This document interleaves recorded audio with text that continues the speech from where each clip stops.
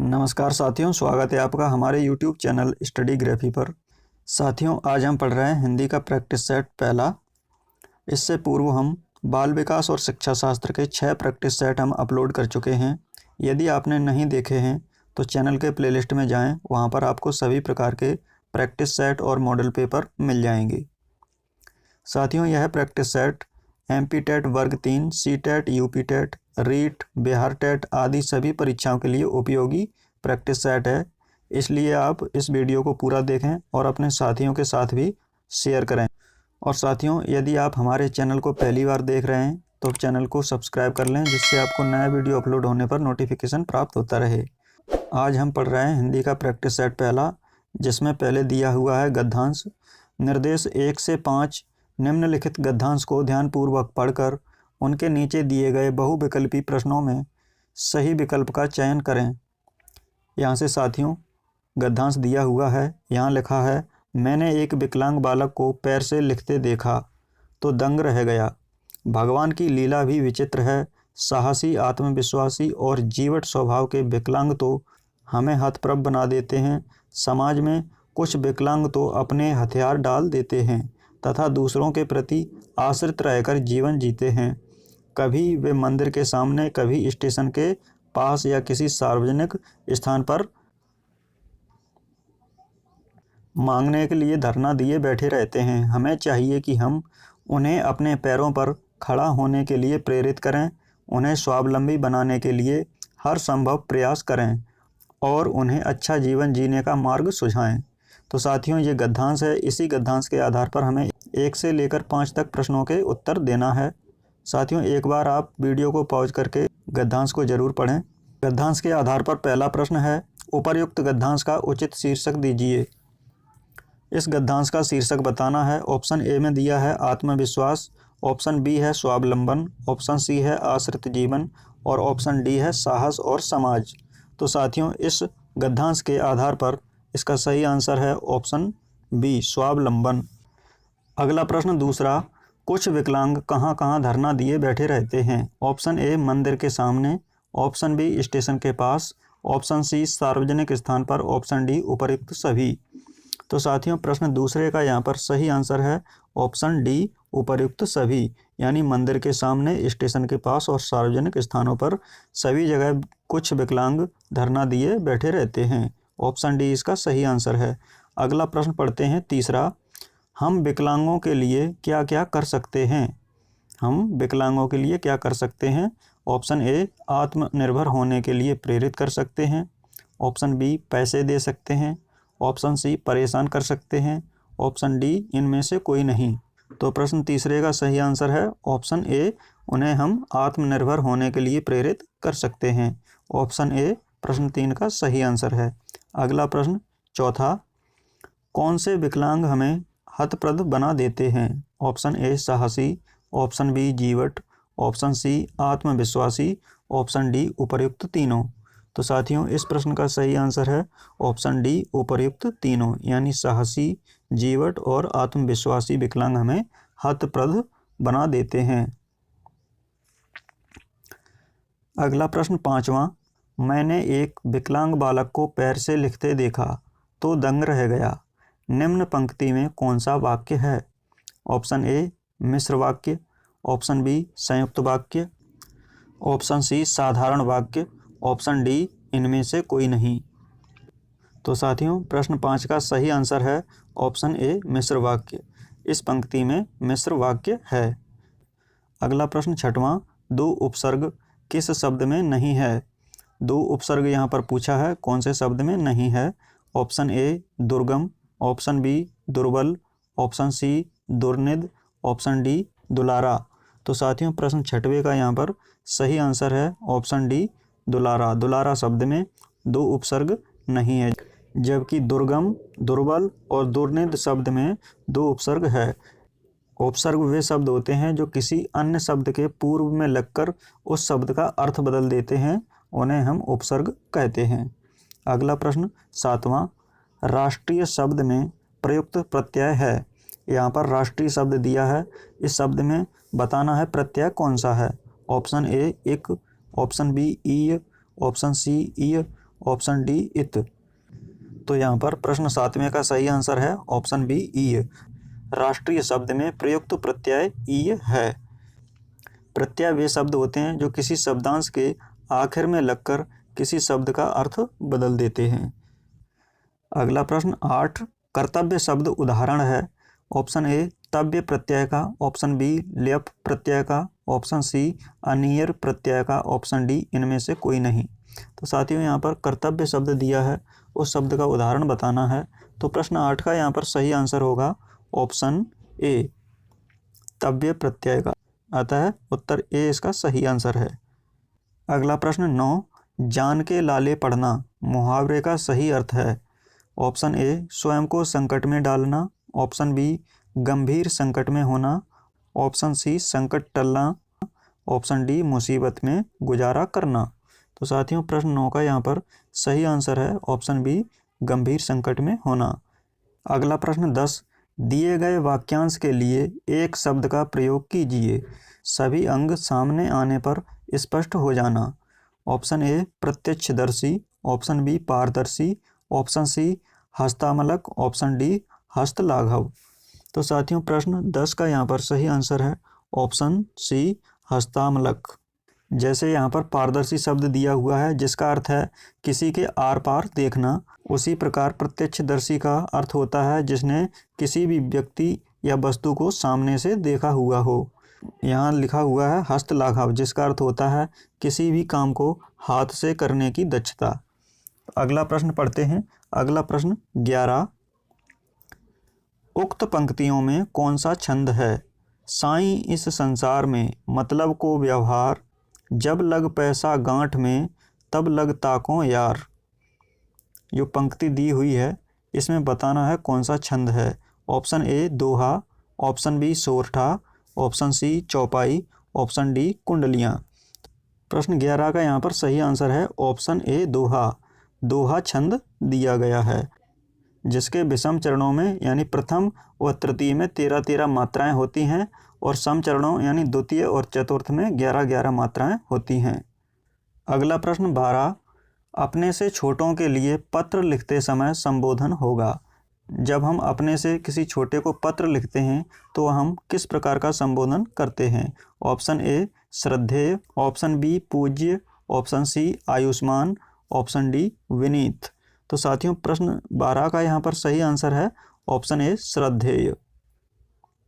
तो साथियों जब हम अपने से छोटे को पत्र लिखते हैं तो वहाँ के लिए संबोधन हम करेंगे आयुष्मान। आयुष्मान शब्द का प्रयोग करते हैं। अगला प्रश्न 13, निम्न में से शुद्ध वर्तनी का चयन कीजिए। ऑप्शन ए ऋजता, ऑप्शन बी उद्धरण, ऑप्शन सी ऊर्ध्व, ऑप्शन डी ईस्ट। प्रश्न 13 का यहाँ सही आंसर है ऑप्शन बी उद्धरण। अगला प्रश्न 14, आधुनिक देवनागरी का प्राचीन रूप है। Option A Kharoshthi, option B Brahmi, option C Kannauji, option D Dravid. तो प्रश्न 14 का सही आंसर है ऑप्शन बी ब्राह्मी। अगला प्रश्न 15, बिहारी भाषा किस भाषा से अधिक संबंध रखती है। ऑप्शन ए बंगाली भाषा, option B Brajbhasha, option C Awadhi भाषा, ऑप्शन डी छत्तीसगढ़ी भाषा। तो साथियों जो बिहारी भाषा है उसका संबंध ऑप्शन ए यानी बांग्ला भाषा से है, ऑप्शन ए। अगला प्रश्न 16, मेह प्रिय निम्न में से किसका पर्यायवाची है। जो मेह प्रिय शब्द दिया है उसका पर्यायवाची किसका है ये बताना है। ऑप्शन ए मयूर, ऑप्शन बी महीप, ऑप्शन सी मेघ, ऑप्शन डी में है गरुड़। तो प्रश्न 16 का सही आंसर है ऑप्शन ए मयूर। मयूर शब्द मेह प्रिय एक दूसरे के पर्यायवाची हैं। अगला प्रश्न 17, अटारी का तत्सम शब्द है। जो अटारी शब्द दिया गया है इसका तत्सम शब्द बताना है। ऑप्शन ए अट्टालिका, ऑप्शन बी अटरिया, ऑप्शन सी अटाला, ऑप्शन डी इनमें से कोई नहीं। तो साथियों प्रश्न 17 का यहाँ सही आंसर है ऑप्शन ए अट्टालिका। अगला प्रश्न 18, किन्नर का संधि विच्छेद है। किन्नर शब्द दिया गया है इसका संधि विच्छेद बताना है। ऑप्शन ए की धन नर, ऑप्शन बी किन्न धन अर, ऑप्शन सी किन धन नर, ऑप्शन डी किम धन नर। प्रश्न 18 का सही आंसर है ऑप्शन डी किम धन नर। इसमें व्यंजन संधि होती है, किम धन नर।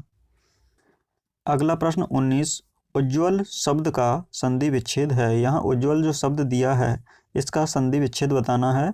ऑप्शन ए उत धन जल, ऑप्शन बी उत धन जवल, ऑप्शन सी उत धन ज्वल, ऑप्शन डी उत धन ज्वल। प्रश्न 19 का यहाँ पर सही आंसर है ऑप्शन सी उत धन ज्वल।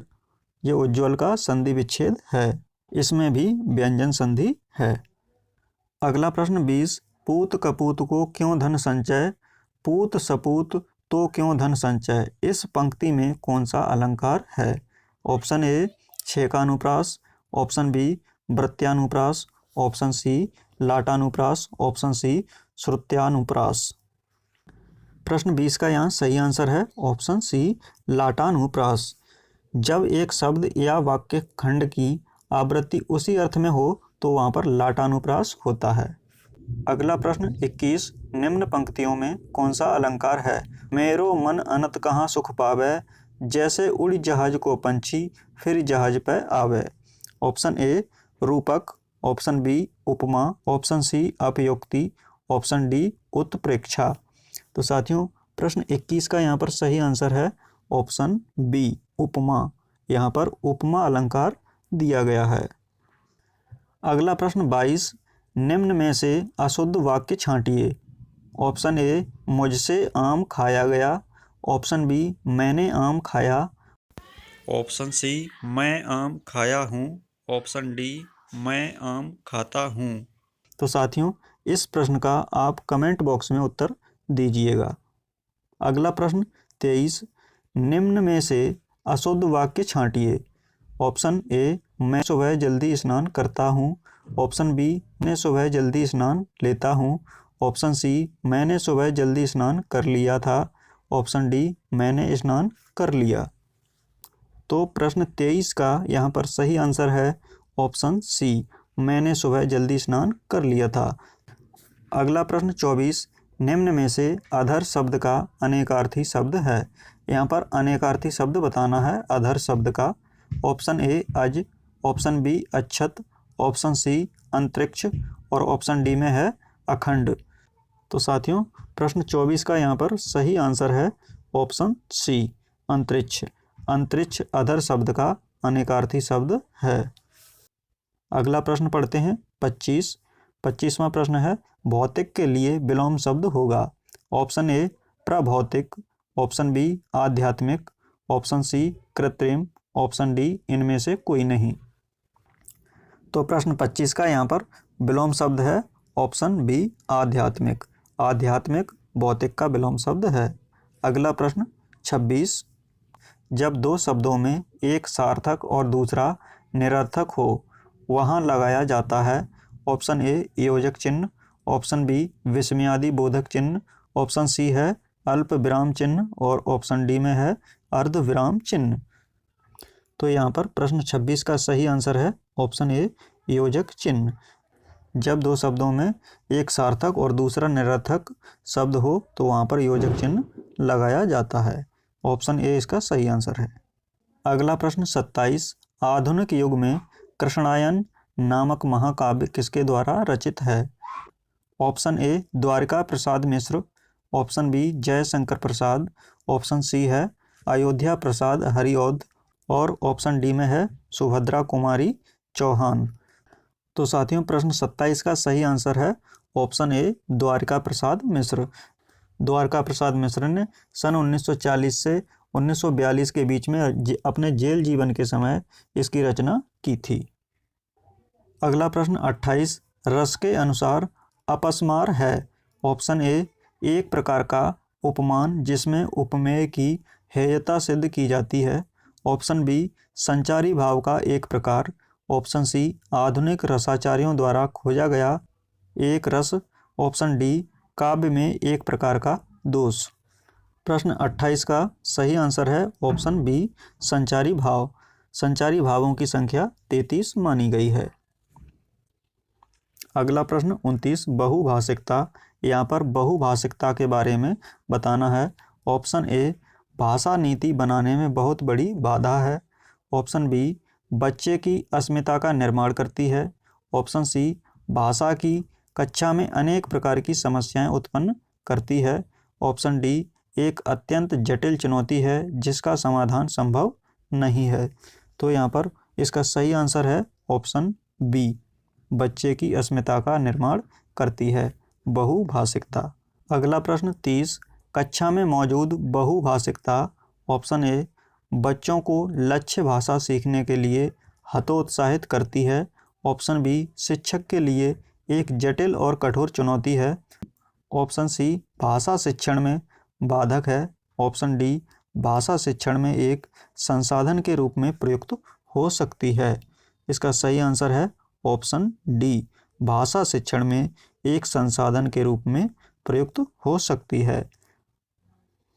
तो साथियों, हिंदी भाषा का प्रैक्टिस सेट पहला आज हमारा यहाँ पर समाप्त होता है। तो आपको ये प्रैक्टिस सेट कैसा लगा है कमेंट करके बताएं। वीडियो को लाइक करें और अपने साथियों के साथ भी शेयर करें। और हमारे चैनल पर वीडियो को पहली बार देख रहे हैं तो चैनल को सब्सक्राइब करना मत भूलिएगा। सब्सक्राइब कर दें जिससे आपको नया वीडियो अपलोड होने पर नोटिफिकेशन प्राप्त होता रहे। तो मिलते हैं अगले वीडियो में, तब तक के लिए नमस्कार।